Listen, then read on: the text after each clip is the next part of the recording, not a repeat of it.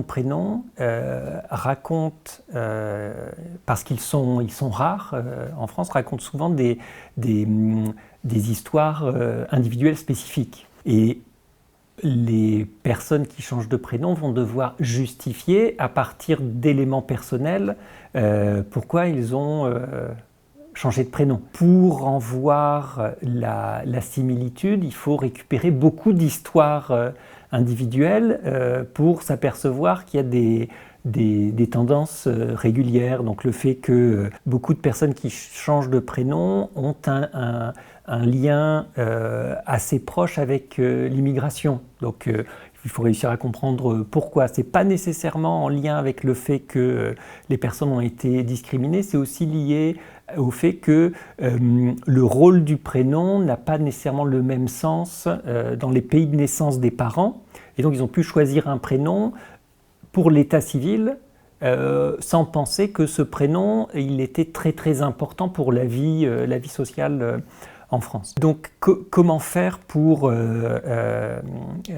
voir la régularité sociale des changements de prénom derrière les histoires individuelles? En recueillir beaucoup. Un élément qui pourrait être intéressant, c'est s'appuyer sur des statistiques. L'ennui, c'est que l'INSEE ne travaille pas les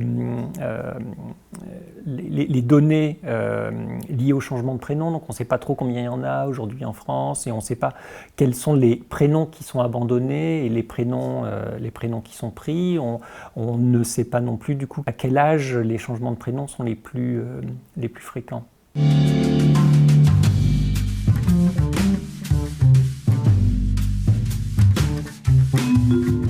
L'âge pourra apparaître très souvent sur le CV comme une variable affichée par la date de naissance.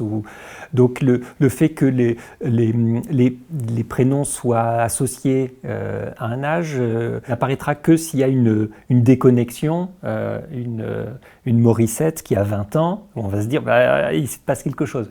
Mais sinon, l'âge apparaissant, il n'y a pas besoin du prénom. Les deux autres dimensions sont probablement assez fortement rejointes, étant donné le fait que les migrations les plus récentes s'intègrent plutôt en bas de l'espace socio-professionnel. Donc les prénoms qui sont associés aux migrations les plus récentes sont de fait associés à des professions au bas de l'échelle hiérarchique des professions. Je ne suis pas certain qu'on puisse facilement les disjoindre.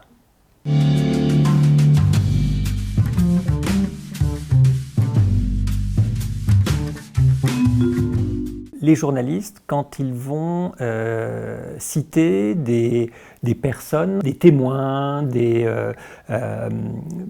pas des personnes représentants officiels d'une institution, mais des personnes rencontrées dans la rue ou servant de témoins ou ayant été témoins d'un fait divers.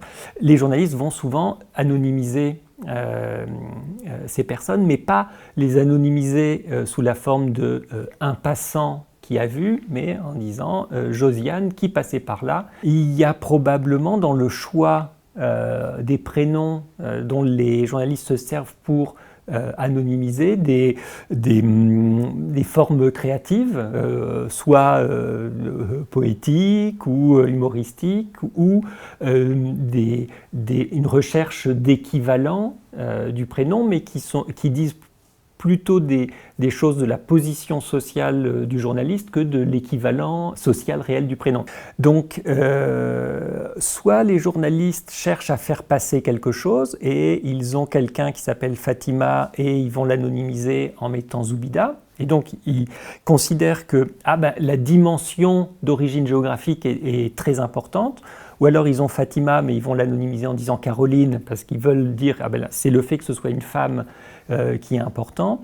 où ils vont anonymiser Zoubida et prendre un prénom, ou Fatima, et prendre un prénom qui est plutôt un prénom qui serait associé au bas de l'espace socio-professionnel pour dire c'est le fait que ce soit une employée de service à la personne qui est important. Simplement, ces dimensions sont rarement centrales dans les comptes rendus journalistiques. Elles le sont plus pour les sociologues, parce que c'est leur fonds de commerce.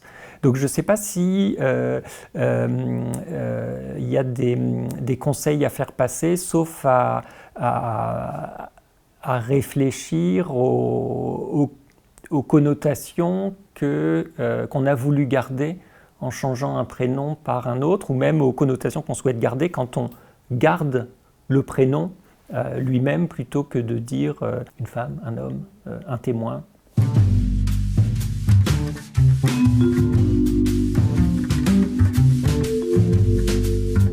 Le principal, c'est le genre ou le sexe, puisque la très grande majorité des enfants reçoivent un prénom qui n'est donné presque que à des enfants de leur sexe. Donc les Joséphine sont toutes des filles, les Mohamed sont tous ou presque des garçons.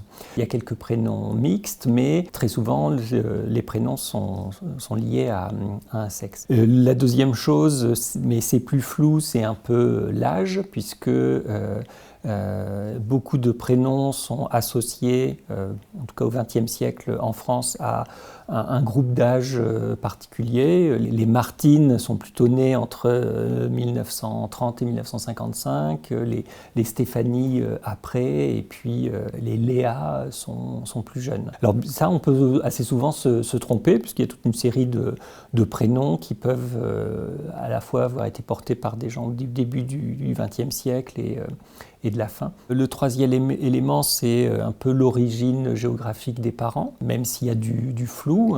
Beaucoup de prénoms, on va dire du nord de la Méditerranée, sont portés aujourd'hui par des enfants qui n'ont pas d'origine autre que française, mais ce n'est pas le cas pour les prénoms du sud de la Méditerranée, qui ne sont quasiment jamais donnés à des enfants qui n'ont pas des parents dont l'origine proche ou lointaine est d'Afrique. Et enfin, mais là c'est aussi en lien avec la période de naissance, c'est pour certains prénoms le milieu social dans lequel vivaient les parents au moment de la naissance. Et c'est instable parce que sur le temps relativement long, quelques dizaines d'années, les connotations et les milieux sociaux qui apprécient tel ou tel prénom vont changer.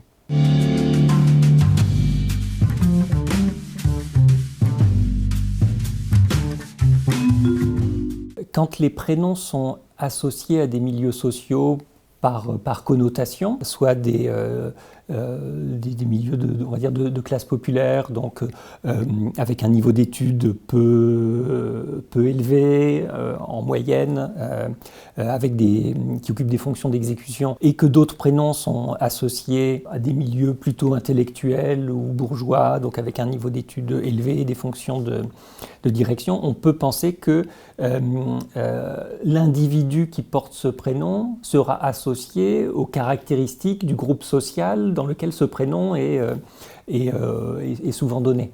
Et donc là, il y a un clash entre les deux fonctions que portent les noms propres, qui sont la fonction dénotative, c'est-à-dire identifier un individu pour le différencier des autres. Et donc, il faut un prénom, et Baptiste, mon prénom, c'est pas Cédric, qui est le collègue d'à côté. Et la fonction connotative des noms propres. La fonction connotative des noms propres, c'est associer un nom propre à un groupe de personnes. Et les noms propres ont ces deux fonctions, dénotative et connotative. Et on voit que dans des formes de discrimination dont peut être le support, le prénom, il y a l'idée que l'individu que l'on voit, le Jean-Claude qui est en face de nous, qui n'est pas Jean-François et qui n'est pas Samir, est aussi associé par connotation à autre chose. Mais ça demanderait à